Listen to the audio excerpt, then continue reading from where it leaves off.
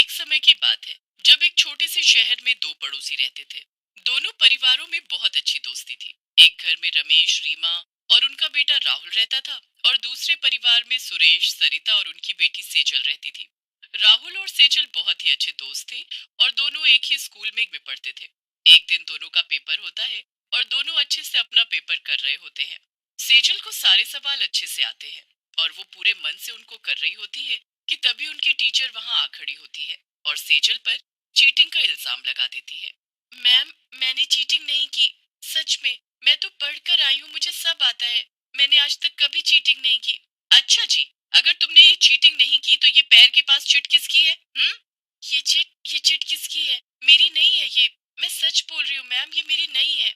सेजल को पूरी क्लास के सामने टीचर बहुत डांटती है और उसका पेपर भी छीन लेती है। सेजल बहुत रोती है, पर टीचर उसकी एक नहीं सुनती। वो सेजल का पेपर कैंसिल कर देती है और सेजल का रो रो कर बुरा हाल हो जाता है। सेजल स्कूल के गेट पर बैठी पागलों की तरह रोती रहती है। जब सबका पेपर खत्म हो जाता है तो वहाँ राहुल आता है।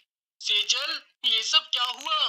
तुमने चीटिंग क्यों की? नहीं, वो चिट मेरी नहीं थी सच में। तुम तो मुझे जानते हो ना, मैं ऐसा कभी नहीं कर सकती। हाँ, मुझे लग ही रहा था कि वो चिट तुम्हारी नहीं हो सकती। पर फिर किसकी चिट थी वो? और तुम्हारे पैर के पास कैसे आई? नहीं जानती मैं, बस इतना जानती हूँ कि अब सब बर्बाद हो गया। तुम पहले बिल्कुल चुप हो जाओ और घर चलो। घर? नहीं नहीं, मैं क्या बताऊंगी घर पर। बाबूजी तो पहले ही बीमार है। अभी कुछ मत बताओ, पर जब बाबूजी ठीक हो जाएं, तब बता देना। सेजल और राहुल अपने अपने घर आ जाते हैं। सेजल उदास शक्ल लेकर अपने घर आती है। अपने पेपर के बारे में वो किसी को कुछ नहीं बताती। कुछ दिन ऐसे ही निकल जाते हैं और फिर रिजल्ट आता है। राहुल अच्छे नंबरों से पास हो जाता है, पर सेजल फेल हो जाती है। जब सेजल को ये बात पता चलती है तो उसको बर्दाश्त नहीं होता और वो घर ना जाकर दूर एक पेड़ के सहारे बैठ जाती है। रात हो जाती है और सेजल को बहुत तेज भूख लगने लगती है। वहाँ आसपास कुछ नहीं होता, पर फिर उसकी नजर वहाँ पास में पड़ी मिठाई पर जाती है, जिस पर ढेर सारी मक्खी भिनक रही होती है। सेजल इतनी भूखी होती है कि वो उनको मक्खियों को हाथ मारती है और वो मिठाई खा जाती है। मिठाई खाते ही वहाँ एक बड़ी सी मक्खी आ जाती है। सेजल उसे देखकर जोर से चिल्लाती है, तूने ये क्या किया? मेरे बच्चे को मार डाला। तुम्हारा बच्चा? हाँ, मेरा बच्चा, जिसे तूने मार डाला। मैं तुझे नहीं छोड़ूंगी। अब तुझे मैं श्राप देती हूँ कि तू भी मरेगी और मरने के बाद तू मक्खी की जिंदगी जिएगी। शांति नहीं मिलेगी तुझे। नहीं नहीं, मैंने जानकर ऐसा नहीं किया। इतना कहकर वो बड़ी सी मक्खी गायब हो जाती है और सेजल उसकी बातों से बड़ी परेशान होकर घर वापस जाने लगती है। सेजल रोड क्रॉस कर ही रही होती है कि तभी एक ट्रक सामने से आता है और सेजल उस ट्रक के नीचे दबकर मर जाती है। वहाँ आसपास कोई भी सेजल को बचाने वाला नहीं होता और ट्रक वाला भी वहाँ से भाग जाता है। सेजल तड़प तड़प कर मर जाती है। मरने के बाद सेजल के शरीर से उसकी आत्मा बाहर आती है, जो एक चुड़ैल मक्खी के रूप में होती है। ये क्या हो गया मेरे साथ? मैं मर नहीं सकती। मैं नहीं मर सकती। चुड़ैल मक्खी अपने मरे हुए शरीर को देखकर चिल्ला ही रही होती है कि तभी उसकी नजर खुद के पंखों पर जाती है। वो अपने आप को हवा में उड़ते देखती है तो उसे पता चलता है कि वो एक चुड़ैल मक्खी बन गई है। ये क्या हो गया? उस मक्खी का श्राप लग गया मुझे। अब मैं क्या करूं? चुड़ैल मक्खी अपने घर जाती है तो वहाँ उसकी माँ और बाबूजी उसके लिए परेशान हो रहे होते हैं। चुड़ैल मक्खी उनके सामने जाती है और आवाज देने लगती है, पर वो इतनी छोटी होती है कि किसी का ध्यान उस पर जाता ही नहीं। उसके बाद वो अपने कमरे की खिड़की पर बैठ जाती है कि सामने वाले घर में उसे राहुल दिखता है। वो बेचारा बड़ा उदास लग रहा होता है। राहुल, राहुल, इधर देखो, मैं सेजल, तुम्हारी दोस्त। चुड़ैल मक्खी की आवाज राहुल तक नहीं पहुंच पाती। चुड़ैल मक्खी परेशान होकर उड़ती हुई सीधा राहुल के पास जाती है। वो टेबल पर रखी उसकी किताब पर जाकर बैठ जाती है और फिर से राहुल को आवाज देने लगती है, पर राहुल को एक मक्खी के भिनभिनाने के अलावा कोई आवाज नहीं आ रही होती। हटो यहाँ से। मेरी दोस्त एक तो ना जाने कहाँ चली गई। अरे क्या हुआ अगर फेल हो गई तो? कोई ऐसे थोड़ी करता है। जिंदगी में जाने कितनी बार ऐसी परिस्थिति आती है, पर हमें उनसे लड़ना और जीतना है। एक पेपर हमारी जिंदगी नहीं बदल सकता। मैं जानती हूँ राहुल, मैं समझ गई, पर अब मैं क्या करूँ? अब तो कुछ भी नहीं हो सकता। चुड़ैल मक्खी राहुल के आसपास ही भटकती रहती है और उसे सब बताने की कोशिश करती है, पर ना उसे देख पाता है और ना ही वो सुन पाता है। फिर एकदम से राहुल की नजर चुड़ैल मक्खी पर पड़ती है कि तभी एक फोन आता है, जिसे सुनकर राहुल दौड़ता हुआ सेजल के घर जाता है। वहां जाकर पता चलता है कि सेजल की ट्रक के नीचे आकर मौत हो गई। सबका रो रो कर बुरा हाल हो जाता और सबको यही लगता है कि सेजल ने फेल होने की वजह से खुदकुशी की है। सब बहुत ही दुखी होते हैं। राहुल से तो ये सदमा बर्दाश्त ही नहीं हो रहा होता और वो अपने घर आकर उदास एक कोने में बैठ जाता है। मुझे यकीन नहीं होता कि तुमने खुदकुशी कर ली। अब मैं कैसे अकेले स्कूल जाऊंगा, किसके साथ पढ़ूंगा और किससे अपनी बातें शेयर करूंगा। मैं यही हूँ राहुल, एक बार मेरी तरफ देखो तो। बहुत कोशिश करने पर भी राहुल का ध्यान उस चुड़ैल मक्खी पर नहीं जाता। काफी दिन ऐसे ही निकल जाते हैं, पर चुड़ैल मक्खी हार नहीं मानती।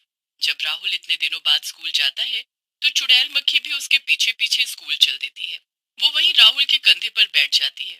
लंच में जब राहुल क्लास के बाहर जाता है तो चुड़ैल मक्खी भी उसके पीछे पीछे उड़ने लगती है और वहीं एक पत्ते पर बैठ जाती है। वहां पर उसकी क्लास की दो लड़कियां शीतल और कविता बातें कर रही होती हैं।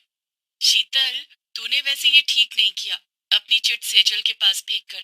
देखो, वो फेल हो गई और उसने आत्महत्या कर ली। मैंने तो नहीं बोला ना उसको मरने को। वो खुद मरी तो मैं क्या करूं? और मैं बस उसको सबक सिखाना चाहती थी, इसलिए वो चिट फेंक कर उसको फंसाया। कौन सा सबक? उसने ऐसा क्या किया था? उसकी वजह से राहुल मुझसे बात ही नहीं करता था। तो बस मैं चाहती थी कि वो फेल हो और इसी क्लास में रह जाए। उसके बाद मैं और राहुल अच्छे दोस्त बन जाएं। ये सब सुनकर चुड़ैल मक्खी दंग रह जाती है। ये सब सोची समझी साजिश थी। मुझे राहुल को सब बताना होगा, पर कैसे बताऊं? वो तो मुझे देख ही नहीं पा रहा। उस दिन जब राहुल घर जाकर अपना साइंस का प्रोजेक्ट बना रहा होता है, तब भी चुड़ैल मक्खी वहीं बैठी होती है। राहुल लेंस लेकर कुछ देख ही रहा होता है कि अचानक उसे साफ साफ वो चुड़ैल मक्खी दिखती है। ये क्या है? मैं हूँ राहुल, मैं सेजल हूँ। सेजल? क्या? राहुल करीब से सुनने की कोशिश करता है। मैं सेजल हूँ राहुल, सेजल, सच में शीतल ने मुझे फंसाया था। मैंने आज खुद सुना है, ताकि मैं फेल हो जाऊं और वो तुम्हारी दोस्त बन सके, और मैंने खुदकुशी नहीं की थी। सेजल अपनी पूरी कहानी राहुल को बताती है। राहुल सारी कहानी सुनकर हैरान रह जाता है। ये सब क्या से क्या हो गया? अब मैं तुम्हें वापस तो नहीं ला सकता, पर तुम्हारे ऊपर से ये चीटिंग का इल्जाम हटाकर रहूंगा।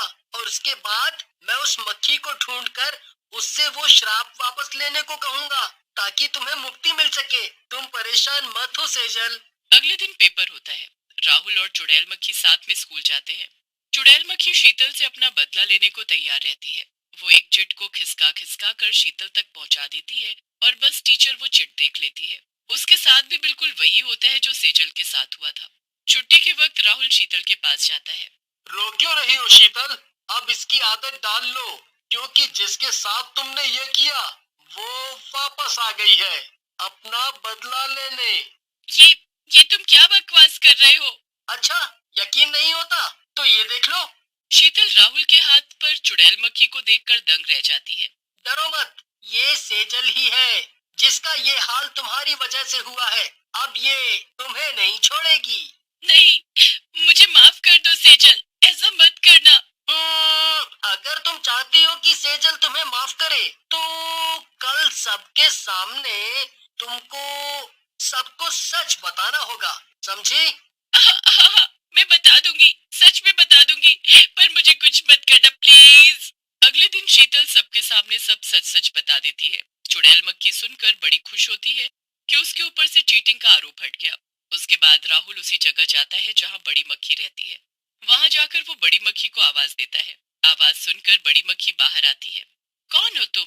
यहाँ क्या कर रहे हो? मैं उस लड़की का दोस्त हूँ जिसे आपने श्राप दिया था। ये देखो, ये मेरे साथ ही है और बेचारी बहुत मुसीबत झेल रही है। मरने से पहले भी बेचारी ने बहुत कुछ सहा और आज मरने के बाद भी बिना गलती सब सह रही है। इसको इसकी सजा मिल रही है। इसने मेरे बच्चों को मार डाला। इसने जानबूझकर नहीं किया, बेचारी बहुत भूखी थी और बस वो गलती से हुआ। बड़ी मक्खी राहुल और चुड़ैल मक्खी की एक नहीं सुनती, पर फिर राहुल उसे शुरू से सारी कहानी सुनाता है। सेजल की कहानी सुनकर बड़ी मक्खी को उस पर दया आ जाती है और वो अपना श्राप वापस ले लेती है। मैं अपना श्राप वापस लेती हूँ, तुमको अब मुक्ति मिल जाएगी। बड़ी मक्खी के श्राप वापस लेते ही चुड़ैल मक्खी गायब हो जाती है और उसके पंख राहुल के हाथ पर रह जाते हैं। राहुल को उसके लिए खुशी और दुख दोनों एक साथ होता है। वो उन दोनों पंखों को लेकर उसके घर जाता है और उसके माता पिता को पूरी बात बताता है। उसके बाद वो एक पंख उसकी माँ को दे देता है और एक पंख हमेशा अपने पास रखता है।